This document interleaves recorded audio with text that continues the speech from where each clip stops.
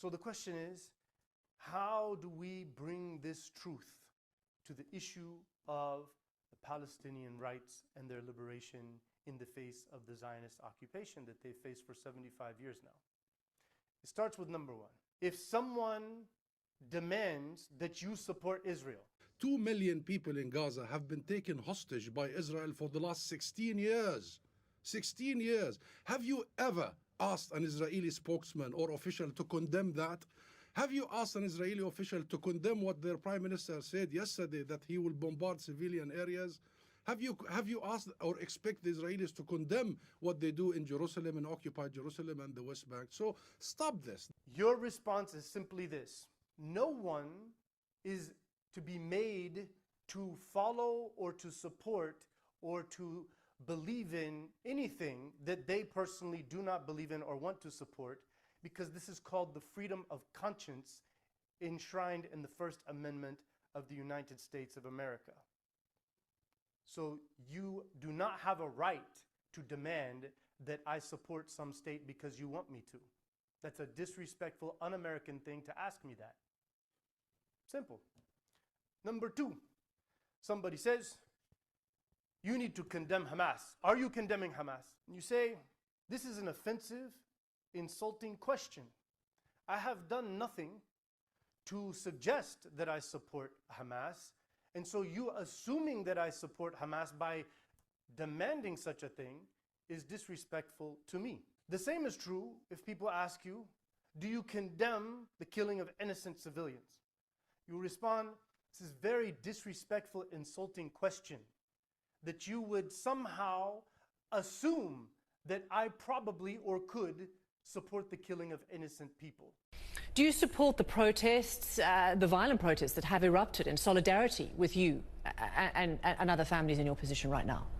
Do you support the violent dispossession of me and my family?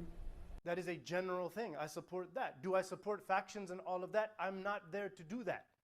What's going on there in all of their intricacies is peculiar to them. And so I don't have to answer such ridiculous questions that should not have been asked in the first place. The premise of the question is for us to feel some sort of shame or guilt for either being Palestinian, Arab, or Muslim, because these three are naturally inclined to supporting these bad things.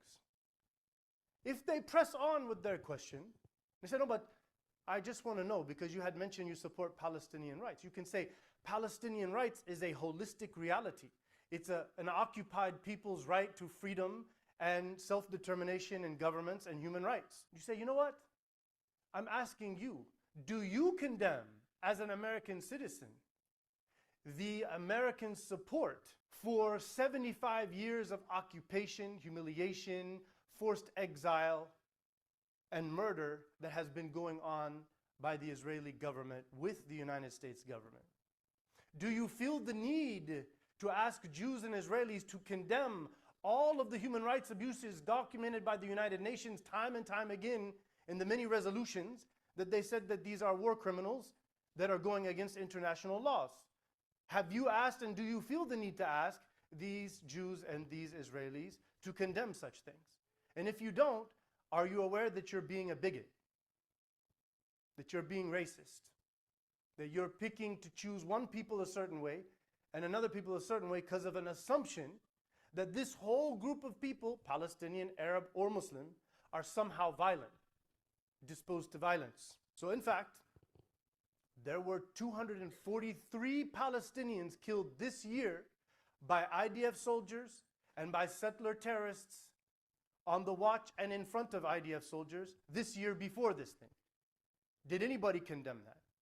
Did they even report it? And that's the fundamental issue here. So it all starts with the truth. Western media has now proven itself unreliable in this conflict.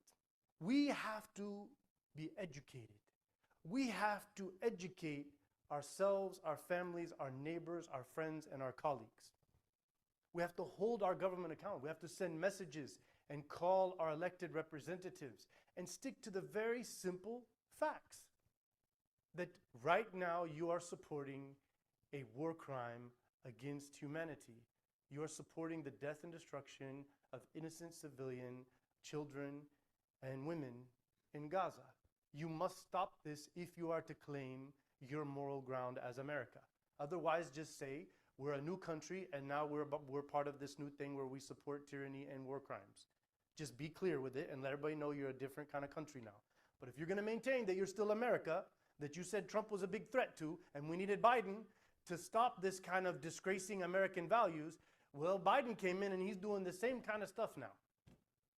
Worse. And so it's crucial for us to make this point to people. The solution is very simple. Somebody said, well, what are we going to do? When you solve a problem, you look at what is causing the problem. So if you keep solving a symptom of the problem is going to keep coming back up. The problem is the 75-year-long military occupation of the Israeli Jewish supremacist government over the Palestinian people and negating for them the basic human rights which are enshrined in the international laws that they claim they're a democracy. This is not a democracy. And so we have to make that point crystal clear.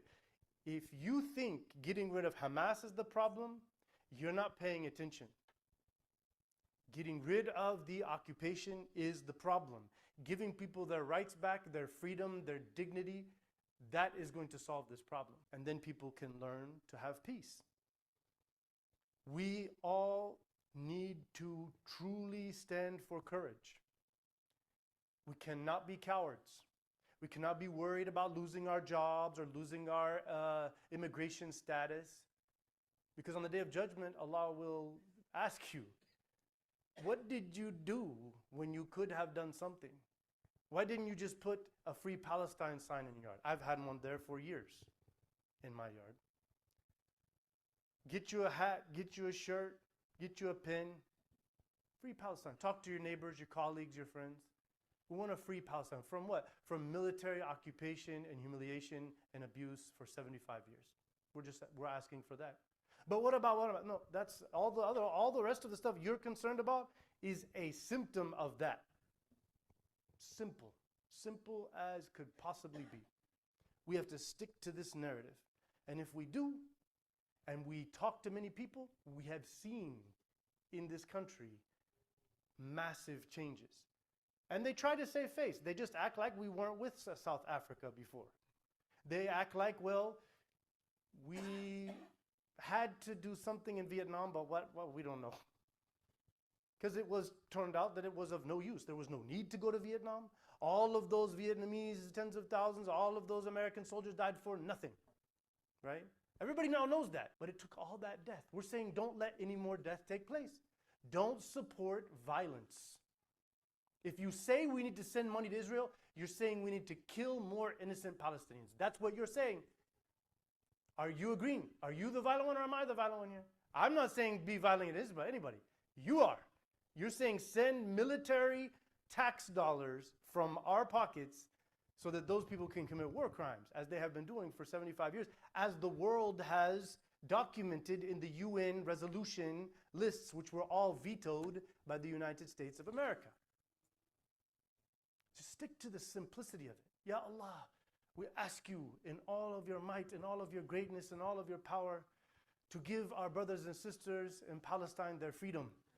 Give them their liberation. Give them their rights.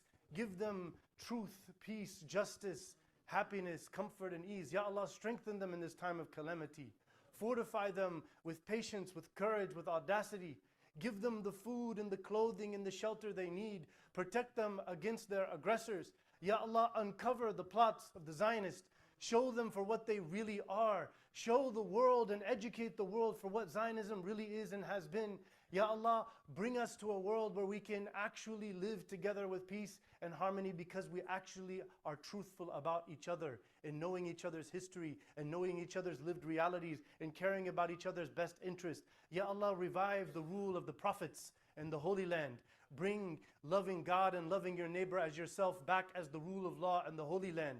Bring people together in this cause so that they may cause the world to stand in justice and truth and stand beside the needs of the Palestinian people.